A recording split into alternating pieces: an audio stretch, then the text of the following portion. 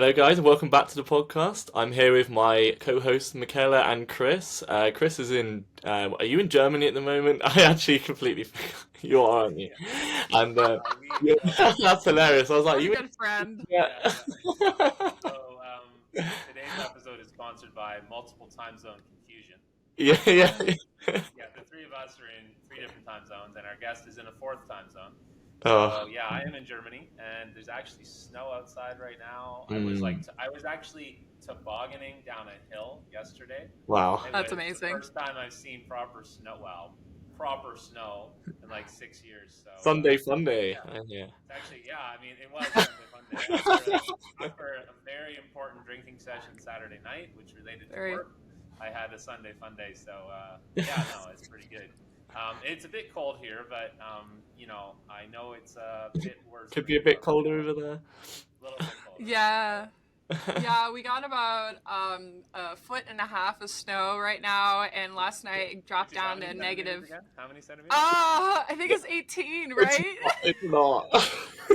No, it is. It is because a foot is 12 centimeters No, plus a half, which is it's 6. 45 centimeters. Just Oh my god, I'm an idiot. It's inches. Oh no, can we delete this? Nope. Let's No, remove because this, it's please. in the other episode Everyone's gonna know too. I'm an It's idiot. okay. You can do lots of things about turtle biology. You're the turtle queen. But Guys, you're not the I swear I'm metric smart. imperial conversion queen, obviously. Okay. No, I You swear I'm probably see intelligent. in the Anyways, episode when I hold my, I'm just like, hang on a minute, that's not correct. I think you see my reaction. Me too. I was thinking of inches. Oh my god. All right. Well, I anyways, just want to ruin the flow.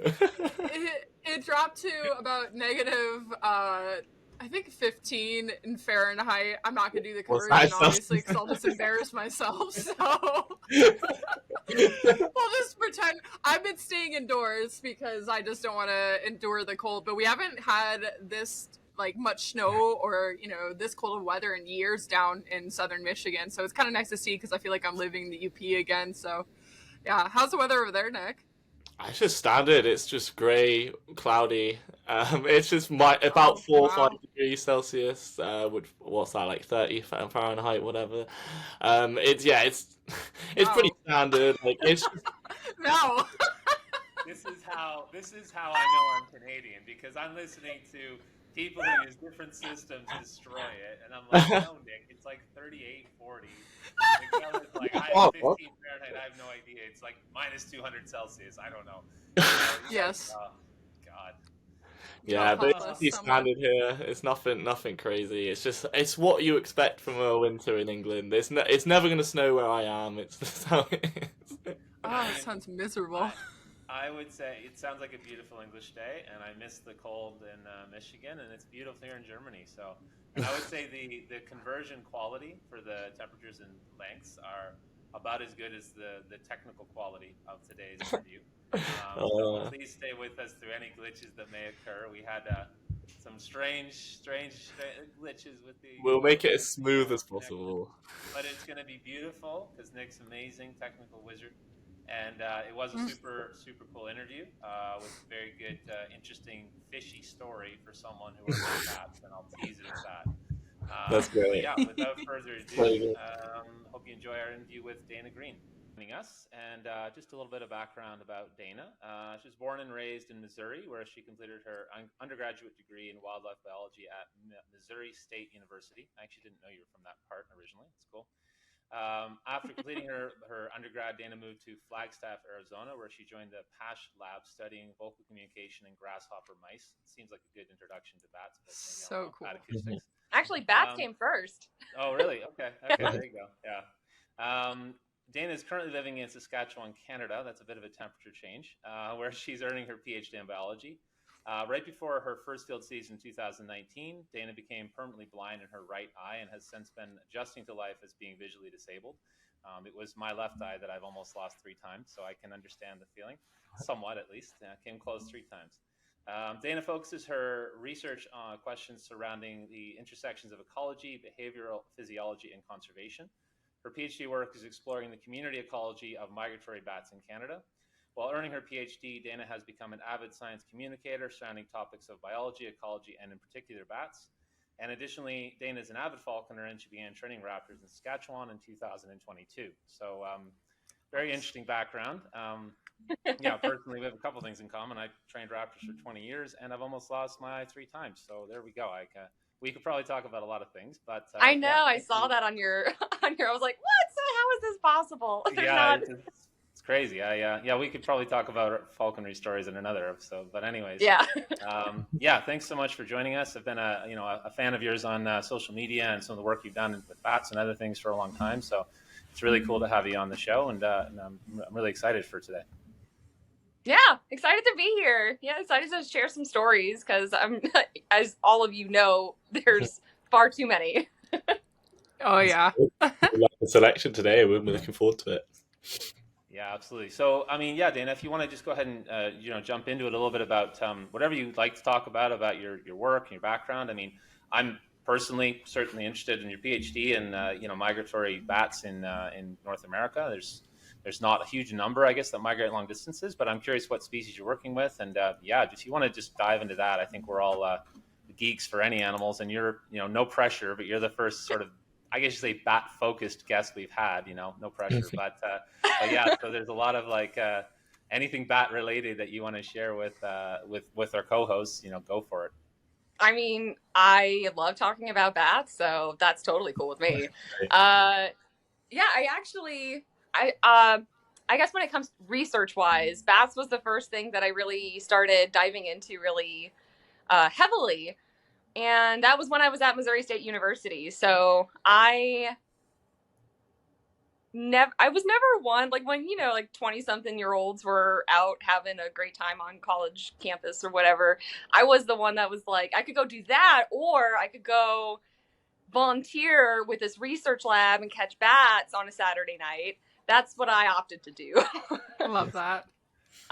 Yeah, so I actually started pretty early on in my undergrad volunteering with different research labs and stuff, and I fell so hard in love with field work, and I was more or less a glorified pack mule that first field season or two, but at the same time I was like, this is great! And it's just gotten better from there. Just kind of going into what my PhD research is focused on. So I study 3 different species of bats, primarily the hoary and the silver-haired bats. And then I also study the little brown, which is considered migratory. They just don't migrate quite as far. Okay. The hoary bat is a very notable long-distance migrator. They can go 1,000 kilometers, potentially coming here from the southwest of the U.S. Wow. We don't know yet because studying migration in bats is hard. Yeah, for sure.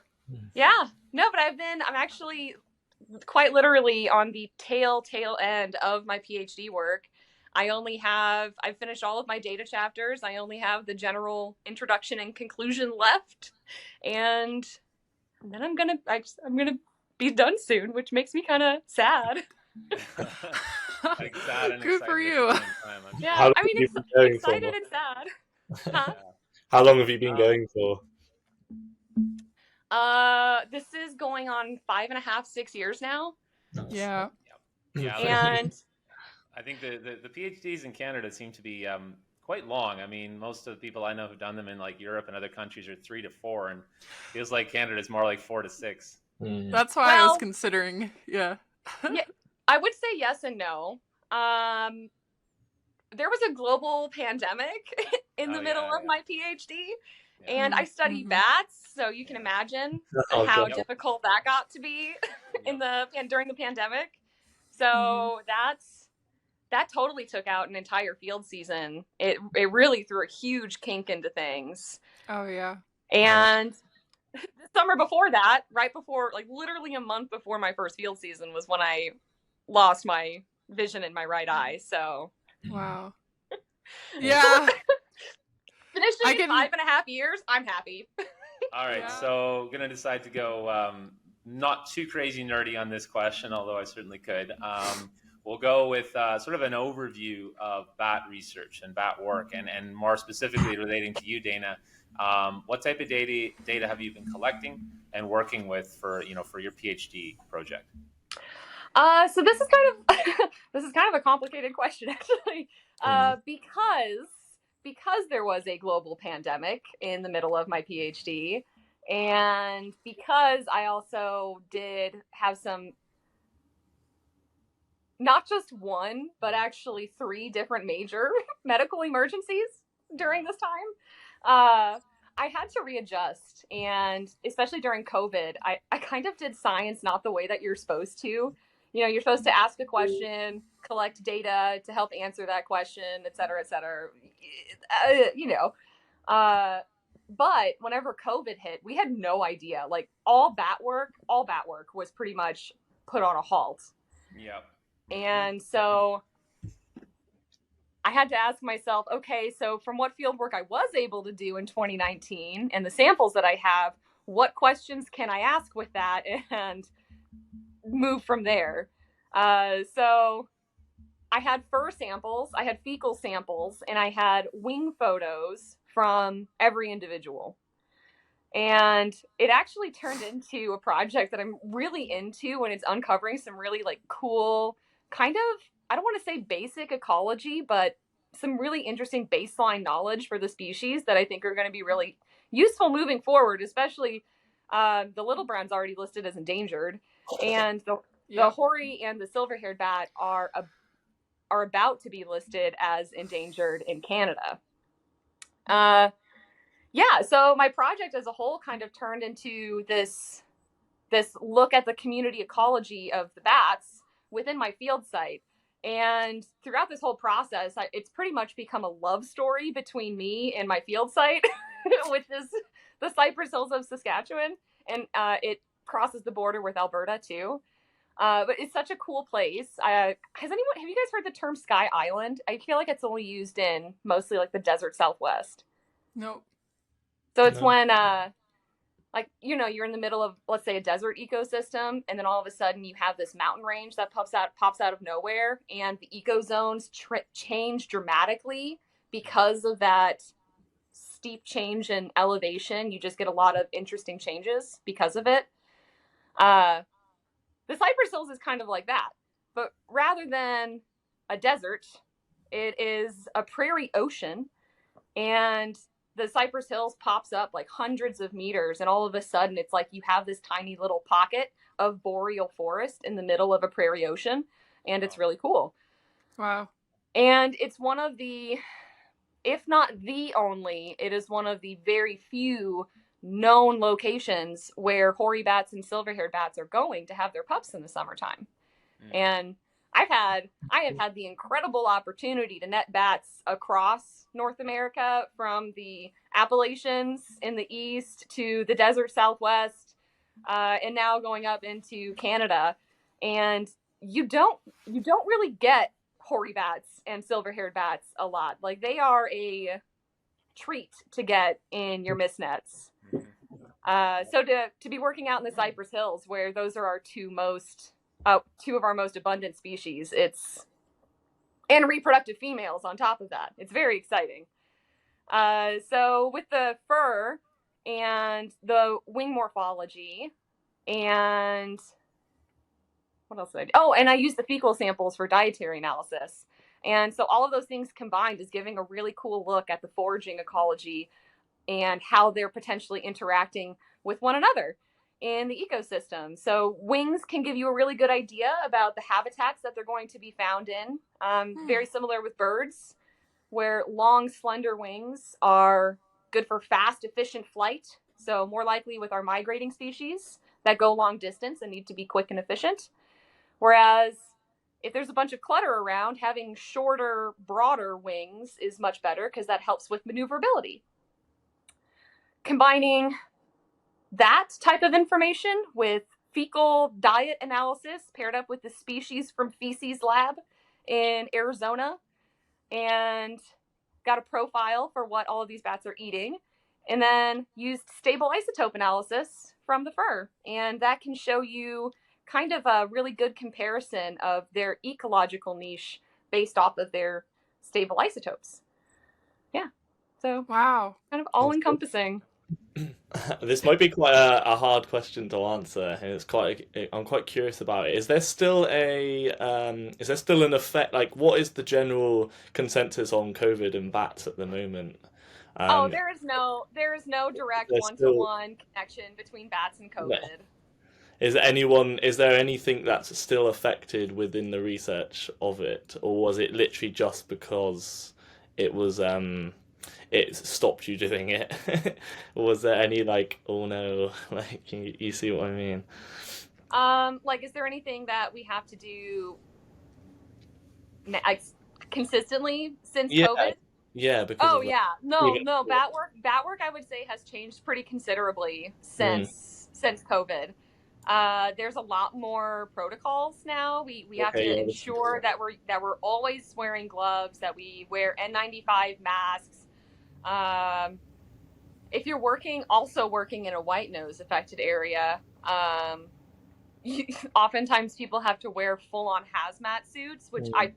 I have Oh, thankfully never had to wear a hazmat suit, and I don't ever want to. oh, But I Yeah. can imagine. uh, yeah, and the main concern is not actually about COVID being passed from bats to people. It's the main one is us giving COVID to the Mm, bats. okay, Hmm. yeah, that makes So sense. yeah, so that it has it's definitely changed everything.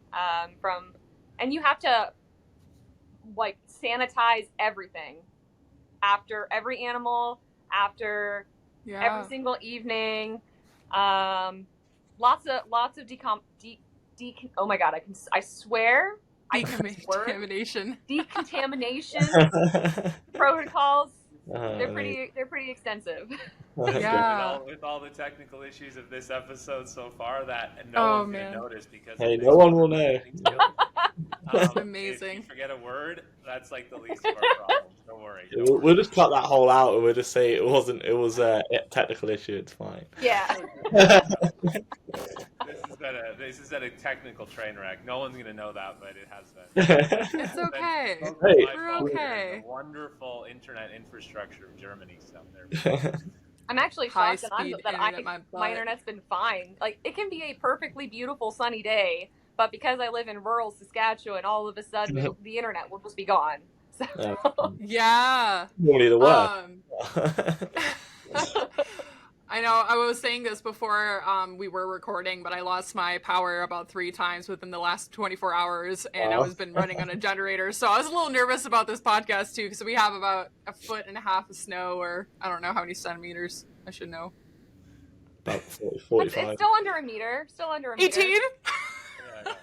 Anyways, so I do have a question for you, Data, as I'm super chaotic.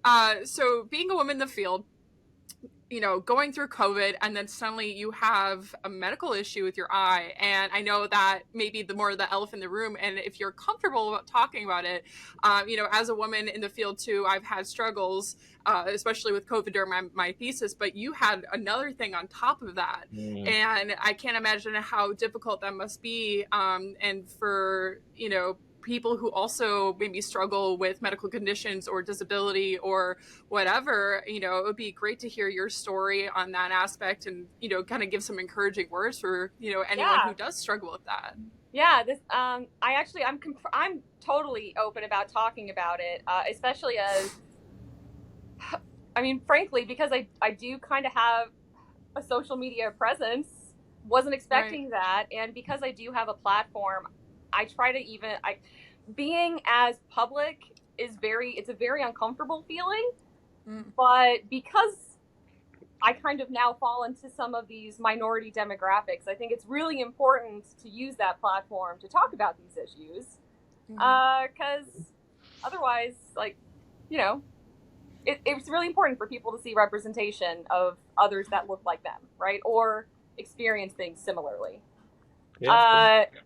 And I kind of even take that back farther to being really open, especially when I'm teaching in classrooms and stuff, about how everyone's path when it comes to education and which direction they go is so, you never know how it's going to be. You never know what you're going to experience or how successful you're going to be. And high school does not define that. frankly, I am very happy that I passed high school. I was a straight up delinquent, and I did not have the marks to get into university right off the bat, and Wow. pun intended. And so I often like to start it off just being like, hey, like, I barely graduated high school and now I'm earning a PhD. So you never know how things are going to influence you and push you into different directions in life. And thankfully for me, I have been really, I don't know, blessed to have had just incredible mentors in my life. And I think having a really impactful mentor to kind of show you what is possible is really important. So I try to always give back in that way too. And especially a lot of my like senior male mentors have been really good ones. That's awesome. And you, I love that. You know, you hear horror stories, and I've definitely experienced some blatant sexism and ignorance in the field. Preach it. Especially when I was communicating with a researcher who I had never met in person, and they were a specialist in the field and wanted to come see my field site. And we had only ever communicated over email. So the day that he comes up to visit me and my field site, he goes to shake a gentleman's hand. And oh, girl, I've been through that. I forgot that Dana is technically a unisex name. And so they were just expecting, we didn't really talk too much after that. And not because I didn't try to, but it was like the conversation, the tone of the conversation changed. But thankfully I've had some really great mentors. And the one that got me into all the bat work, Dr. Lynn Robbins from Missouri, he was absolutely phenomenal. And then especially Dr. Brigham here, Mark Brigham, who I'm earning my PhD with now, which I am co-supervised with Erin Fairwald in BC as well. And she's a powerhouse of a human being. But Mark, I kind of jokingly say a whole bunch that like, I will die for that man, but frankly speaking, I will die for that man. He is, I have been through the ringer during my program here. So kind of the sequence of events was, start my PhD program a month before field season. I go half blind, which, by the way, the eye is still there. Oh, wow. Okay. It's like 90% blind, and what little bit of vision is left actually crosses with my good eye. So my field of vision is just very wonky. Oh, wow. Yeah. So I went half blind a month before my first field season, and I still went out into the field for that summer, which, hell yeah. That's awesome. And then COVID. I got COVID real bad whenever it first hit. And then I had an appendectomy, and then I had a pulmonary embolism. Wow. And through all of that, my supervisor, Mark, has been so supportive in every sense of the way. So I'm really, really appreciative for that too. And because I've had because I've had such incredible support through all of this, it's also given me more freedom to be more vocal. Like I know that I'm going to be physically taken care of in however that turns out. And so it's made me more comfortable in sharing a lot of what I've experienced, because I know that I have the support behind me to give me that type of freedom to speak my mind about these subjects. Yeah, absolutely. Yeah, I know you had. Sorry. Go ahead. Are you saying something? Sorry. Well, I know you had Gail on last time, and it was just a little, I guess it was probably about a year and a half ago, maybe more than that. I don't know. Her and I did a whole talk on like anxiety and depression in wildlife sciences, which like just being able to kind of work, like have a whole talk on those types of subjects as well, especially both of us having gone through experiences as being women in STEM, and adding on to that, the complexity of having a visual disability. One, I will say the blind as a bat jokes are so easy. God. So easy. Yeah. It's Oh no. But it's also I like being vocal about going through having a visual disability and how I've had to literally adjust my entire life to accommodate for it. And Yeah. it's always worth it because I've had a number of parents reach out talking about how their kids are having to like wear, nice. like, you know, there's an I don't remember what the condition is, but there's a pretty decent amount of kids that have to wear an eye patch for an amount of time when they're growing up. And I've had like at least a handful of parents reach out saying that it's made their kids more comfortable and think that it's cool. And lots of people on Instagram, for example, will find my profile and send me messages being like, it's really nice being able to see someone kind of accept that losing part of your vision has happened and just still embracing life to its fullest. So I'm like, hell yeah, like, you know, life is life. Gotta love it. It's great.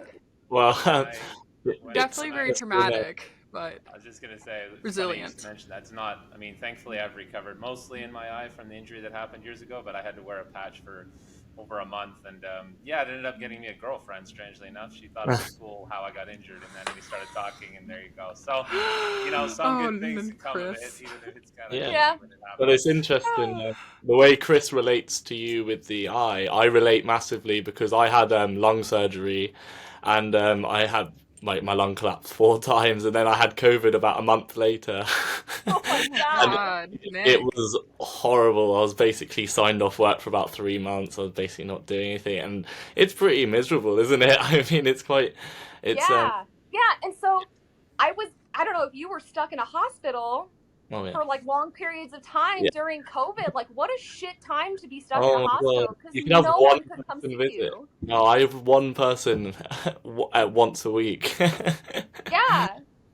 So for me, I'm not gonna lie. I pretty much went into like emotional suppression mode, where it's like I'm not gonna think about these life-threatening things that are currently happening, and I'm gonna work on this paper instead. Which I really kind of, I don't want to say I regret it because I did get multiple papers finished while I was in the hospital. But now there are other advisors on campus who I was working with during that time, and they're using me as an example to their grad students, being like, "Oh, Dana was in the hospital working on you can do too." And I'm like, don't, like, I've gone straight up to him and I was like, you have to stop. Like, you do understand that was a coping mechanism, right? Oh my God. Like, do not use that.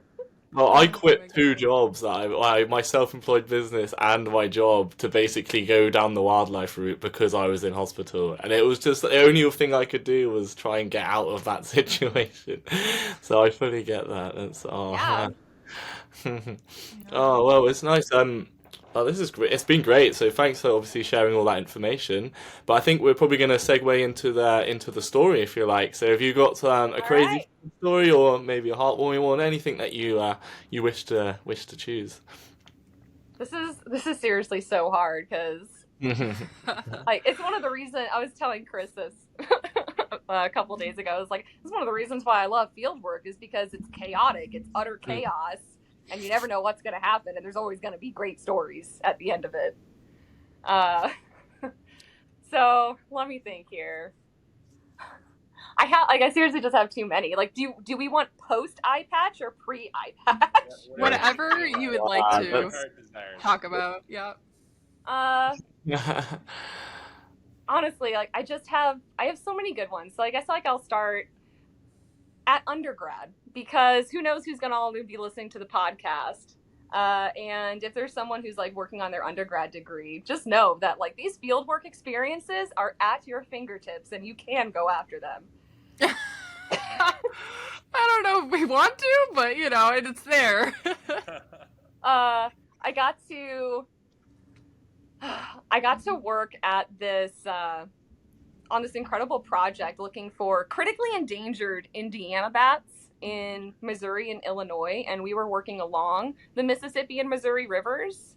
And this summer is always just going to, like, it's burned into my skull practically the entirety of it because of how freaking crazy it was. One, we were staying in a river town that bikers loved to come through, and we were the commodities at the local bar. Like, all of the locals wanted, and the bikers wanted to come meet the Bat folk, which was always a freaking riot.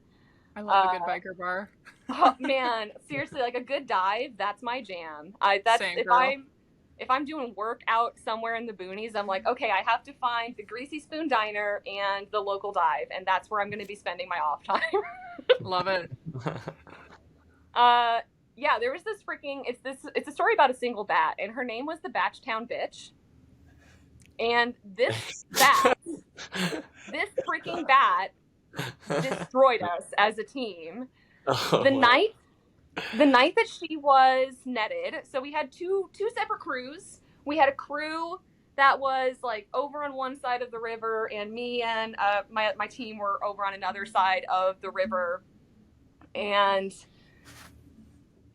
on the other side of the river is where this bat was technically had a radio transmitter put onto her. And so we were looking for Indiana bat roost trees, and they're very specific about their roost trees. They have very, very, very specific things that they look for. They need a pretty, like a very well dead snag with lots of sloughing bark and full sun exposure. So it does narrow that down a lot.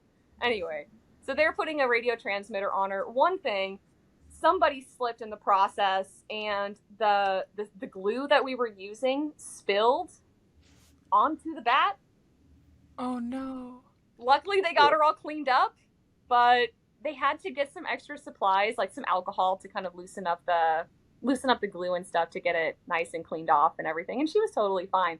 But my supervisor, Lynn Robbins, at the time, drove a van up to where like an intersection was, and a cop passed by and thought that he was selling drugs because he was a random person, probably midnight or 1 a.m., 1 o'clock in the morning or something, and he has this big white van in the middle of an intersection. So, no. Meanwhile, over on our side, on our site, the river had started to rise because the what is the organization? I don't remember. They control the river levels, and they like open up the dams and stuff. They opened it up, and so the river was rising. Now, something about the Mississippi and the Missouri rivers in this area, it is heavily occupied by invasive Asian carp. These carp are the flying variety that when they feel excited, they jump out of the water and try to smack you in the face. So the river is rising at our site. The water is now up to us, and we have to go get our pole set out of the other, like the water is rising. We had to go get our stuff out before it was totally covered. And so we're going through the river pretty much at this point, and there's carp flying with every single step that we're taking. And then we have all of our like net, we have all of our pole sets, and we have all of our nets. Thankfully, we didn't have any bats, but the whole time we're trying to like use our poles to like smack these carp out of the way. And again, it's like 1 o'clock in the morning walking through a river with carp flying at you, and they're big things, like they're not small. Anyway, that's awesome. Well, that's definitely a sport. So thankfully the night ends well. We only had one capture, I believe, and that was of a human being who drove up to our net, moved the cones that we had in front of it, moved them out of the way, and then proceeded to still drive through our net. Oh no. So between cops, destroyed equipment, and really messing up a transmitter attachment to a critically endangered species, that's how the night was going. Fast forward to the next day, and we had to start tracking this female, this Indiana bat, and we, for the life of us, could not find her. The signal was bouncing all over the place because it was pretty hilly terrain. But finally, we narrow it down, and we're like, yes, we've got it. We start going into kind of the swampy area of the river.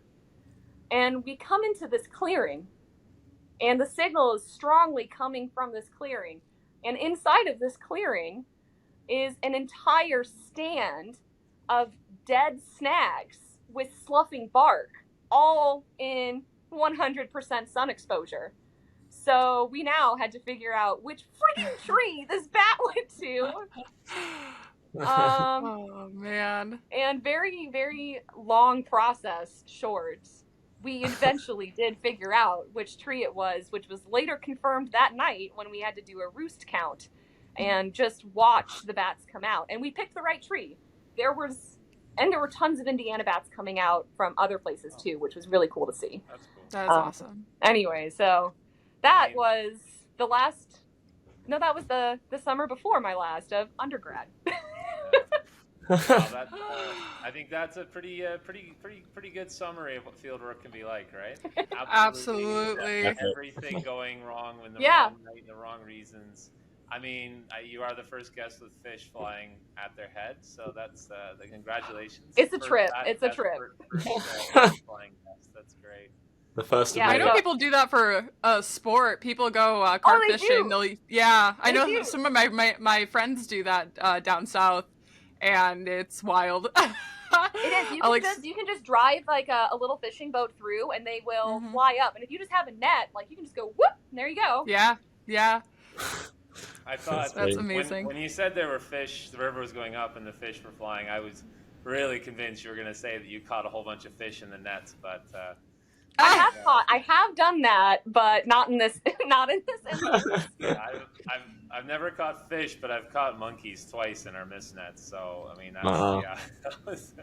that's the straight. I think I'd rather catch a fish than a monkey. Yeah, but the monkeys come out easier than you think. You just lift the pocket up, and they're just like, Oh "What the my hell?" God. And then they stare at you like, and then they just get out. It's just really, yeah. So it's Were just they the little strangest tamarins? Were thing they? in Incredible. the world, so.